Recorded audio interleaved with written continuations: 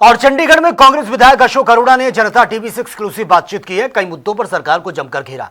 आपको बता दें, उन्होंने ईवी रजिस्ट्रेशन छूट के फैसले को सही बताते हुए चार्जिंग इंफ्रास्ट्रक्चर बढ़ाने की मांग की है। साथ ही HKRN को लेकर सरकार पर युवाओं के शोषण का आरोप लगा दिया और इसके अलावा SIR में वोट कटौती के आंकड़ों पर चिंता जताई है और जांच की मांग को और जंतर मंतर प्रदर्शन पर भी उन्होंने अपनी प्रतिक्रिया दी है। कांग्रेस के वरिष्ठ नेता और पूर्व कैबिनेट मंत्री अरोड़ा साहब, हरियाणा मंत्रिमंडल की बैठक हुई है मुख्यमंत्री नायब सिंह सैनी की अध्यक्षता में। इसमें एक बड़ा फैसला सरकार ने लिया है। इलेक्ट्रिक व्हीकल को लेकर सरकार ने ये तय किया है कि 30 लाख रुपए तक का जो व्हीकल होगा उस पर 100% रजिस्ट्रेशन माफ किया जाएगा। आप सरकार के इस फैसले को कैसे देखते हैं सर? ये अच्छी बात है, इलेक्ट्रिक व्हीकल को जितना बढ़ावा दिया जाए अच्छी बात है, परंतु इसके लिए प्रॉपर चार्जिंग पॉइंट होने चाहिए और बाकायदा चार्जिंग पॉइंट पे जो इलेक्ट्रिसिटी मिले उसके रेट भी बहुत कम होने चाहिए, तभी इनका फायदा है। नहीं तो अगर ये पेट्रोल से महंगी पड़नी शुरू हो गई तो फिर इसको कौन लेगा। तो इसलिए ये निर्णय ठीक है, परंतु इसके साथ साथ इसकी इम्प्लीमेंटेशन भी ठीक होनी चाहिए।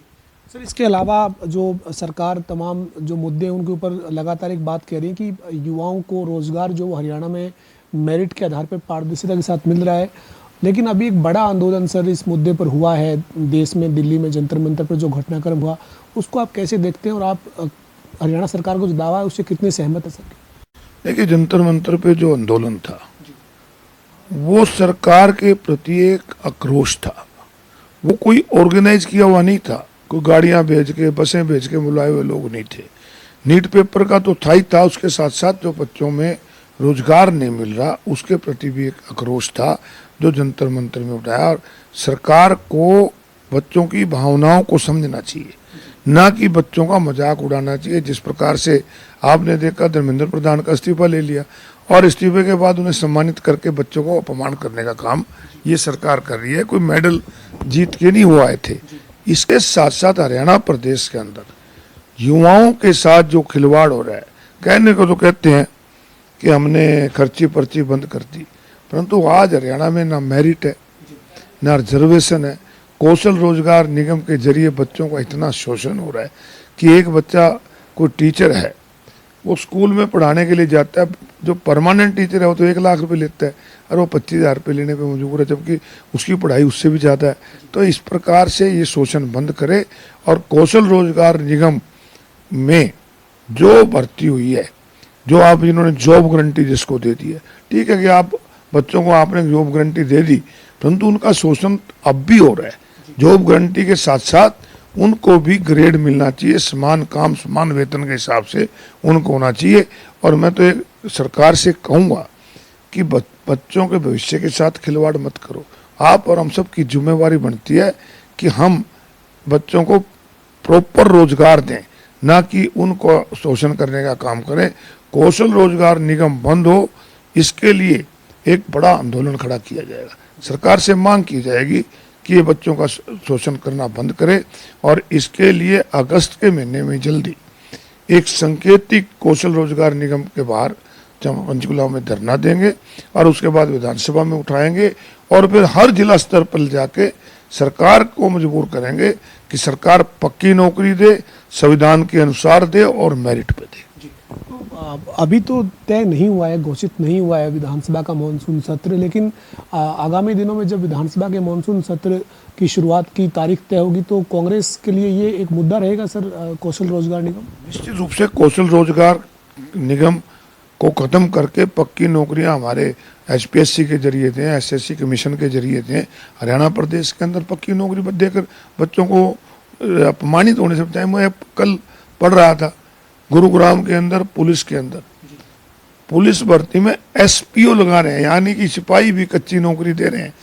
जो अगर आप सुरक्षा के मामले में जो लोग अपनी जान जोखिम में डालकर लोगों की रक्षा करते हैं उनको भी कच्ची नौकरी दोगे तो फिर उनका भविष्य नहीं है तो कैसे लड़ेंगे। तो इसलिए इसके साथ साथ जो अमेरिका की डील हुई है उस पर भी सरकार को कहेंगे कि अपना स्पष्टीकरण दें। इस किसानों में इसकी बात को लेकर आशंका पैदा हुई है कि ये हमारे देश के किसानों के खिलाफ है, अपराध लगातार बढ़ रहा है, फिरौतियां मांगी जा रही हैं। इन सब चीज़ों पे चर्चा विधानसभा के अंदर करेंगे। कांग्रेस इन तमाम मुद्दों पर चर्चा करेगी, लेकिन सर सरकार का तो यही दावा है, बार बार सरकार तो एक ही बात कहती है कि हम मेरिट पर ही नौकरी दे रहे हैं और मेरिट ही हरियाणा में नौकरियों का आधार है। पर्ची खर्ची के आरोप तो कांग्रेस पे लगाते हैं सर। 1,25,000 से ज्यादा नौकरियां कौशल रोजगार में देकर पक्की नौकरियों की सीट खा गए। उनको जॉब गारंटी दी जिसका आज तक नोटिफिकेशन नहीं हुआ। परंतु मैं ये चाहता हूं कि जिनको चलो तुमने दे दी, बच्चे लगे हुए हैं, उनका भविष्य खराब ना हो, उनको कम से कम ग्रेड तो दो। कहाँ है उसमें, मैंने कुछ बता दें कौशल रोजगार में कौन सा रिजर्वेशन दी है, कौन सी उसमें मेरिट तय की है।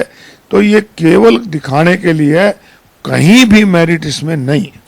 अंतिम सवाल है, एसआईआर हरियाणा में जारी है और अभी हरियाणा के मुख्य निर्वाचन अधिकारी ने कहा है कि 31 जुलाई को फाइनल पब्लिकेशन जो है वो मतदाता सूची का किया जाएगा, लेकिन काफ़ी वोट अनआइडेंटिफाइड वोट मिले हैं सर।